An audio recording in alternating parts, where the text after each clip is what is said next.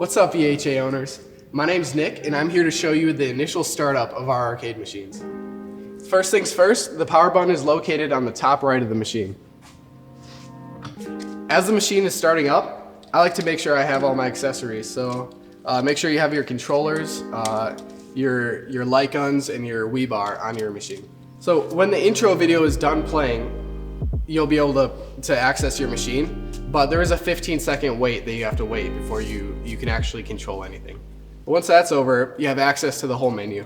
So the first thing I like to do is go into our arcade classics folder and just pick out your favorite game and make sure that it works. So for me, that's Pac-Man. Once your favorite game is open, make sure you credit up your machine with the coin button. And Pac-Man is a game that's played with a four-way. So just to make sure that your four-way is working, just go in every direction.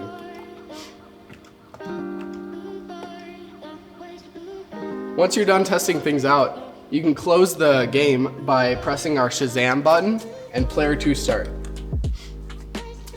And you can press it again to exit the arcade classics menu.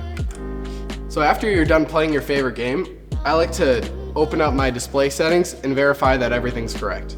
So to do that, I start with the Shazam button and then up on player 2 joystick. And that'll bring up the start menu. And then you use the trackball as your mouse, scroll down to where big box is, and then make sure this switch is flipped to the right, because that enables these three to be mouse clicks. The one to the farthest right will be your right click, to the left will be your left click. So you'll right click on that icon and then close all windows. And that will close big box out and then just bring you to the regular Windows menu.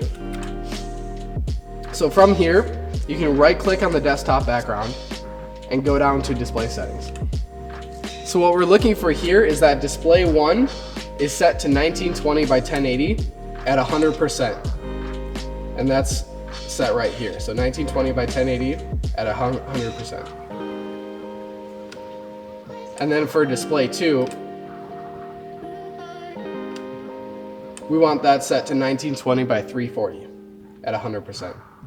And display 2 is only going to show up if you have an active marquee. So if you don't have an active marquee, don't worry about it.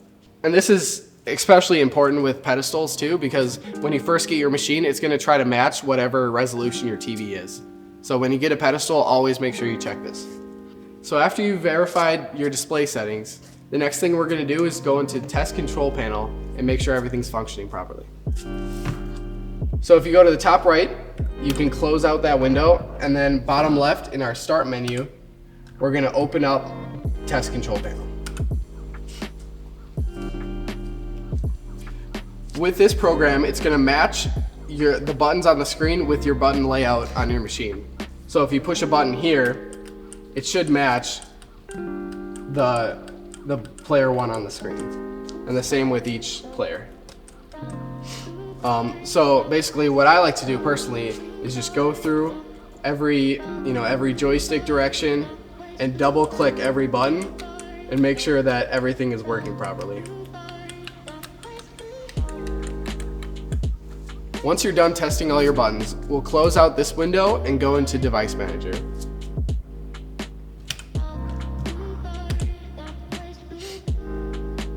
Device Manager will be on your start screen. What we're looking for in here is that Bluetooth is disabled and NVIDIA high definition audio is also disabled.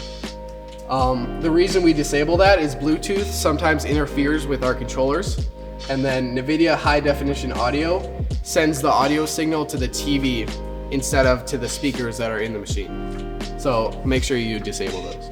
So once you've verified that Bluetooth and NVIDIA high definition audio are both disabled, we'll close out this window and just connect to Wi-Fi. So to do that, the icon is located on the bottom right, and then you'll select your network and type in your password if you have one. The reason you want to connect your machine to Wi-Fi is it unlocks so much more potential with the machine as far as online gaming and also connecting to Steam. So after we're done with that, we'll close this out and reopen Big Box. So after the 15-second wait on the video, you'll be able to access the menu again. And from here you can go into Xbox Game Pass or Plex or Steam and sign into your accounts. And then basically what games are on your computer will be playable on here and things like that.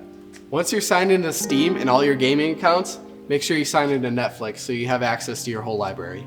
So once you've learned how to power on your machine, verify your display settings, test your control panel, disable what needs to be disabled in the start menu, and sign into your accounts, you should be good to game. Thank you guys so much for watching. Make sure to check out our other videos, give us a call if you have any questions, and stay tuned for more videos.